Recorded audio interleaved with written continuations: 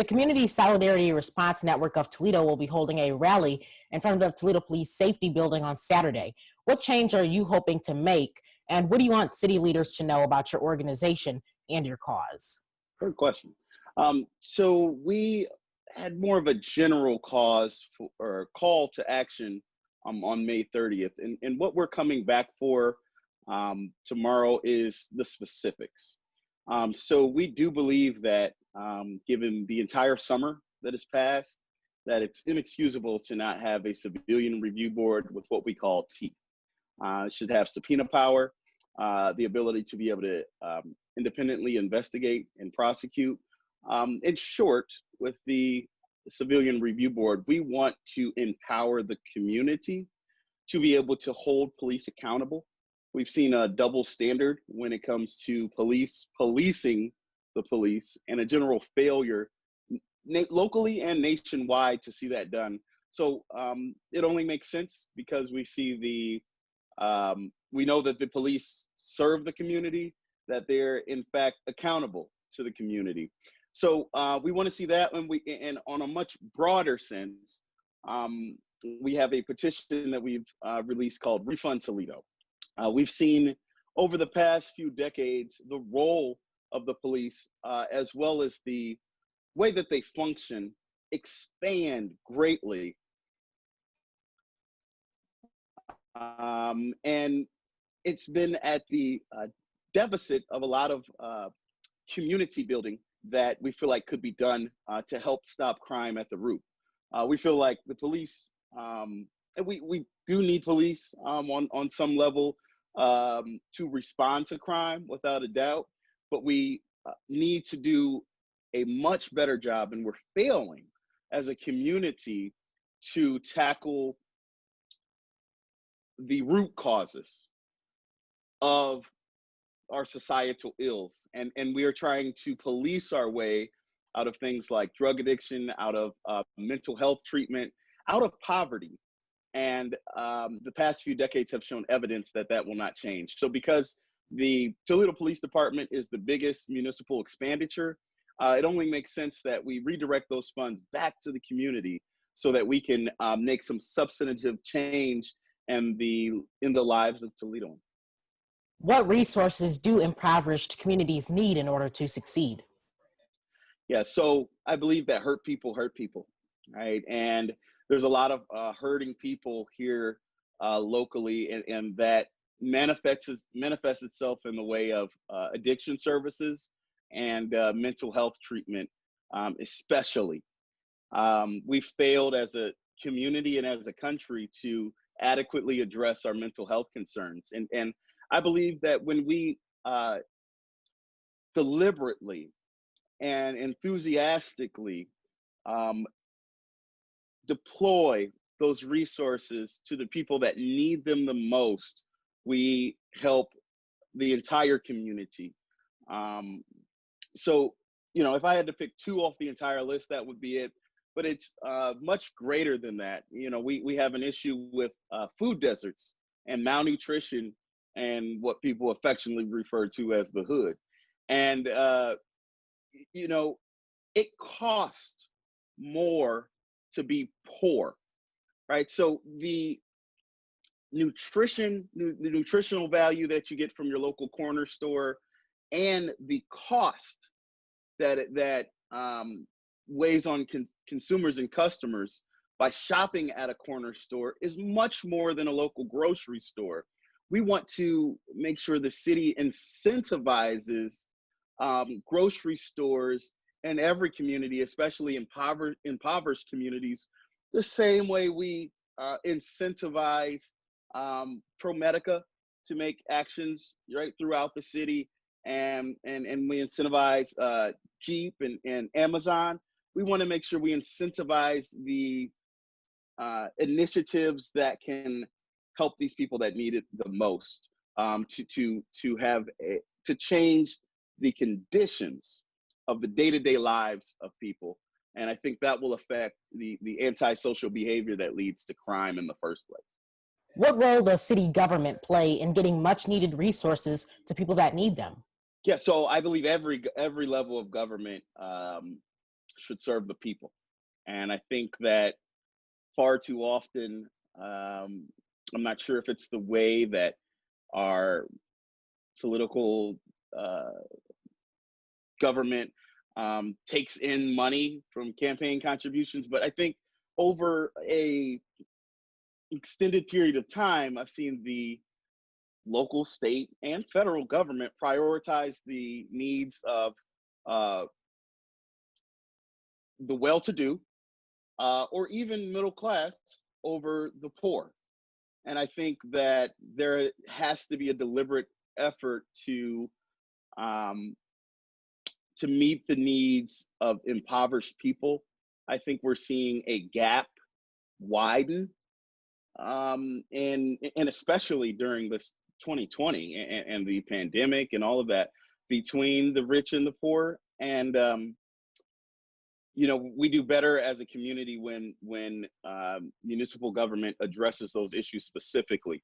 But to give you specifics of the role of municipal government, I think that we can funnel. So we have this overall model of public safety that is primarily done by law enforcement. And what we're saying is we want to challenge that model. We make no qualms about being deliberate and upfront about saying that the current safety model is failing, and that if we don't address poverty, if we're not addressing mental health issues, if we're not addressing addiction issues at the root on a municipal level, then we can treat the symptoms with police all day, but nothing overall will change over any substantial period of time. And so to try to answer your question directly, we need to relook at the safety model and how it can be more productive at tackling the root causes of antisocial behavior, which leads to crime. So for those who may be critical of your best efforts, how will you get them on board with this plan? I think education is key. So I've been around political circles since I think I was your age, which I think is really cool. When I was about 11 or 12, I started volunteering on campaigns and knocking on doors. And so I've seen the political ups and downs through seasons of season. And because of that, I'm 36 years old now. Because of that 25 years of experience, I tend to not be a prisoner of the moment. And I try to think of where history, 100 years from now, what will historians say about this moment?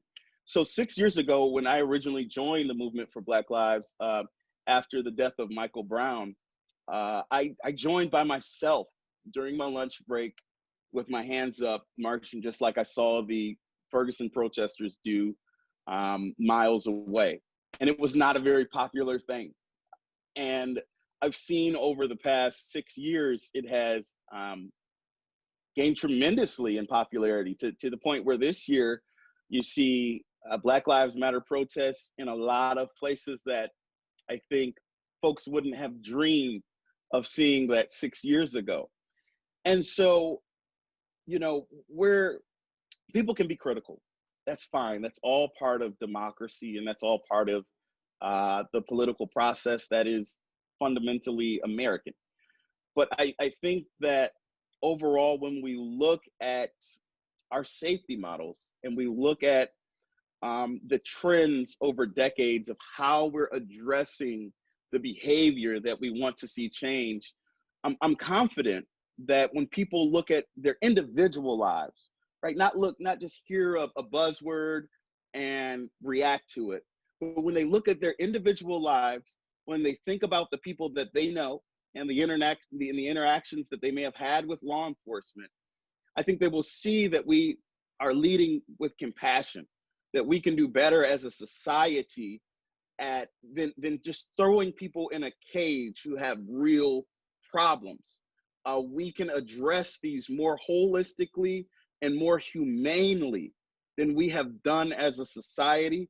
Jaden, you probably know that we're 4 to 5% of the population in the world, but we have between 20 and 25% of the people in cages in the entire world. That does not uphold the idea of freedom and liberty that America is supposed to stand for. And we can do better, but it has to start at a local level. I don't think that we can look at the top of our political system for this change. It has to start on the corner, like I did. And from the corner, we make those changes in our municipal government on the city level, then on state level. Any true change that has happened in America has always happened from the ground up, not from the top down. And so to the critics, I challenge you to think compassionately about the people that that are struggling, and what is the best way that we handle these problems, and is what we're doing now working? And if not, then I challenge you to think of something different. I challenge you to go to Refund Toledo, and I challenge you to think of how we can make these resources work better, so that we can really transform lives as a community. Speaking of local grassroots activism, you are running for Toledo City Council. So if you were to gain a seat on City Council, what changes do you hope to make? Yeah. So today we actually found out that I was seeking appointment, right? And I found out today that I did not actually get that appointment. So what I'm doing, I'm maybe this is breaking news for your show, but I am the first person to throw my hat in the ring for 2021. All right, so I'm not going against Katie Moline or Tony Dia, but Jaden, I've realized that it's an uphill struggle. I've seen white activists like Mike Ferner, like Pete Gerken, like Nick Comives, be able to make that transition from activist to city council and elected official. But I've seen you have to go a lot further back in local Toledo history to be able to see where a Black activist has been able to make that jump and make that transition. And so there's a lot of struggles that first-time candidates have. So over the past couple months, we kind of ran a stress test or a dry run for the campaign to see where we are doing well, to see where we may have some holes and things that we can improve upon, on making sure that we reach a diverse cross-section of Toledo, because I think it's important to represent all of Toledo. And so I think, here's what I think I'm what's different about me, and I think this will still be true a year from now. I've been very involved in municipal government already. There are three parts of my platform: safety reconstruction, which I alluded to earlier, which is part of the activist work, environmental justice, and anti-corruption that are part of my platform. I have already, even though I'm not on city council, passed pieces of this legislation already through citizens initiatives by working with other people in the community over the past 5 years. That work, the work we did yesterday, builds on the work that we have to do tomorrow. And I think that, here's the thing, Jaden, that work could have been done by city council before, but they did not have the courage to be able to tackle some of these controversial issues, issues that now are being lauded for Toledo being so progressive, such as the Sensible Toledo, which decriminalized marijuana, and the Lake Erie Bill of Rights, which we were put on the world stage for as a city. Those are looked upon in very uplifting ways now, but 3 or 4 years ago, they were not. So I pride myself on being a future thinker, right? And thinking and not being a prisoner of the moment, and thinking about how history will look back on this moment as opposed to how difficult and who, it is to get people to agree during this moment. And so that's where I think I stand out. And I think when that time comes for me to get on city council, we can make true progress and true change, and leaps forward by being future thinking. I'll be the first, I think, Black millennial to be on city council when that happens. And that would be an honor. Black Lives Matter activist and Toledo City Council candidate, Julian Mack, thanks for joining me. Thank you very much, Jaden. It is an honor to be here and interview with you.